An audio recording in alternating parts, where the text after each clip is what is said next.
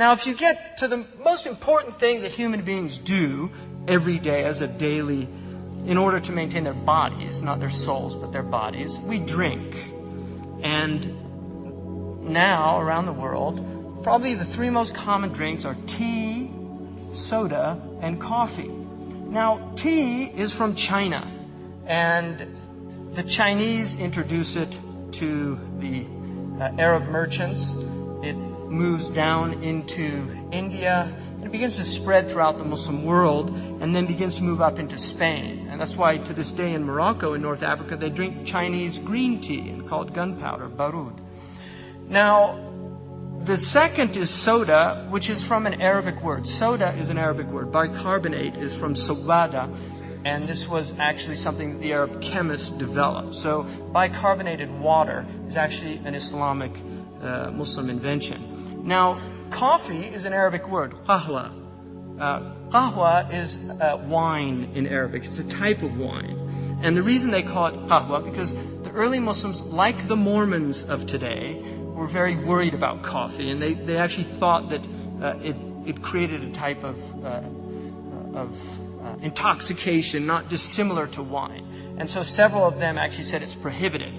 And what happened, there was a long debate, and I've read it, is very humorous. And what I'm convinced happened is they needed to try it before they made their legal judgments about it. And I think they just got to like it so much that they decided, well, yeah, no, it's halal. So the Muslims drink coffee today. Now, the Turkish coffee house shows up around 1545. It's very interesting. And it was a place where people would get together and talk. And this is, to this day, coffee is called coffee Arabica.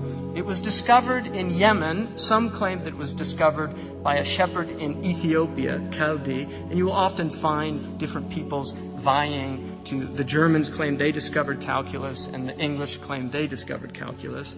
But no doubt, Yemen, which Mocha is a town in Yemen. So when you get your Mocha coffee, you're actually getting a coffee that's attributed to a town. The Yemeni, Abu Hassan al-Shadili, who was a Sufi, and he kept falling asleep at night. He liked to do night prayers.